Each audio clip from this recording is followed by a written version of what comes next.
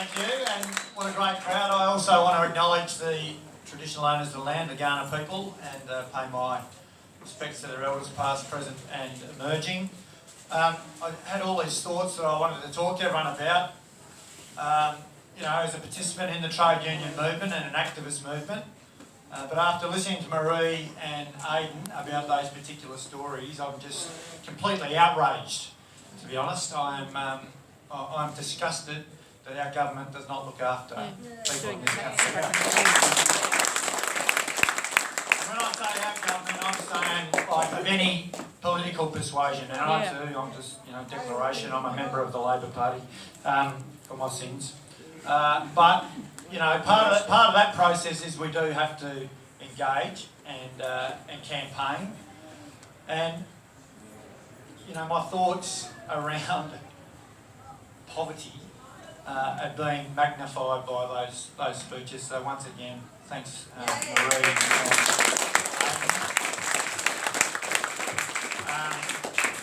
My union, the Maritime Union, was approached by PAS some time ago to help and support the anti-poverty network, and we came on. We offer our office to their particular area, the northwestern group, to come and utilise our office space just to give them a place to meet.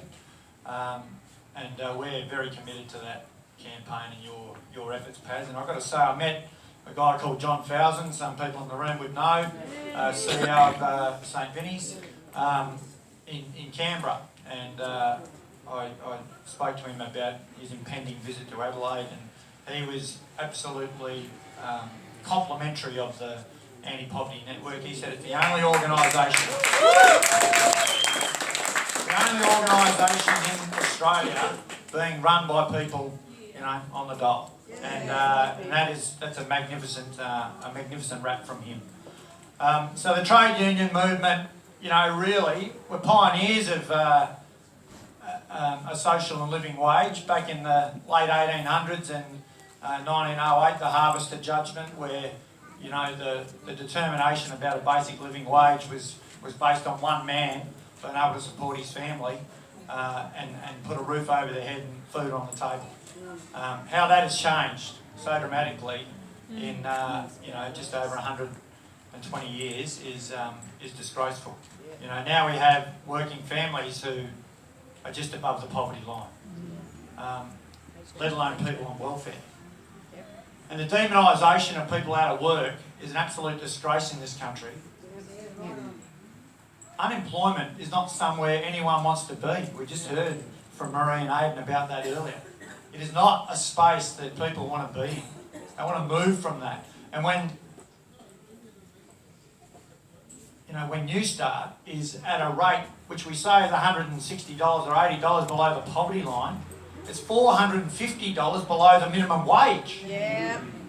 $450, and we're asking for $100. Yeah. I think it's a disgrace. Every OECD country in the world that has a proper pension system and a social service system, when you're unemployed, you get up to 75%, 80% of what your previous wage was, not the minimum wage.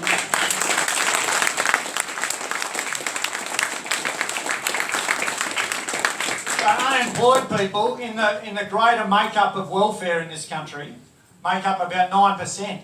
It is bugger all. It was 9.5 billion in 2016, 17, 9.5 billion. The total welfare bill was about 150 billion.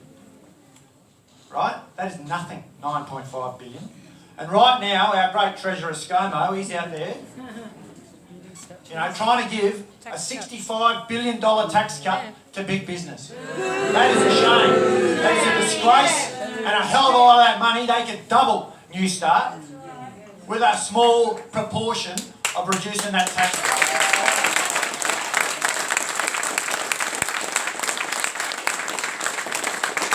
So we have to be indignant. We have to get on the front foot, and like John Fowson recognised, the Anti-Poverty Network are a great organisation who are grassroots, who are people on welfare, and whose stories have to be heard. We've got royal commissions into child sexual abuse. We've got royal commissions into the rotten banks. We've had royal commissions into trade unions. Yep. Let's have a royal commission into Newstart. Yeah. Yeah. Let's hear this poverty. Let's hear those stories. Let's get Marie in front of the TVs, and I'm appalled that Murdoch and his gang aren't in here listening to these stories today, because these are real issues that are affecting our communities, and it has to be fixed. It has to be turned around, and our people power, the people in this room, the children of the revolution, you people here, will change it. Yes. From the union movement, we have a framework called Anger, Hope, Action. And the stories of Marie and Aidan today, that's the anger. And the anger should be palpable. But the rest of you people in this room are the hope. And we can take those stories and change the way this country operates and treats its people on welfare. You're the hope. But to have hope and to have an outcome, we need action. So when we all leave here, we've got jobs to do. Whether it is writing to your council, or writing to your local politician, or doing a flash mob in Mayo. We like that. Right? Whatever it is, we have to do. And we have to commit. Time for words are over. It's time for action, and action will get the change we need. And let me tell you, when we do go to the national conference of the ALP, I'm a delegate. Some people are not too happy that I am, but I'm a delegate. I will be campaigning hard for the Labor Party to make sure that policy platform that Matt read out before is changed to a decent living wage for people on unemployment. Yeah. I feel really privileged to be able to speak here, and very honoured. You know, my contribution, I think, is nothing in comparison to, you know, the people we've heard earlier. And like the previous speaker, I too had goosebumps listening to the choir, and I just think that's another great example of solidarity and commitment to a cause. So thanks very much.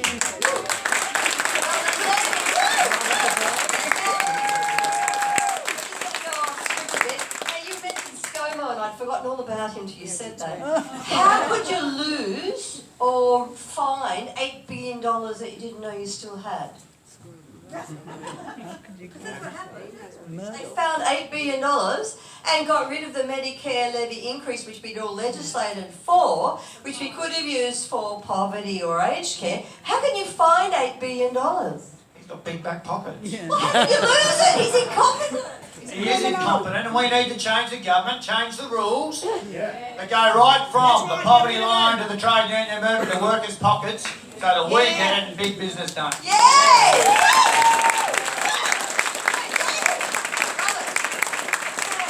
the paper's going to close off, but just before he comes up.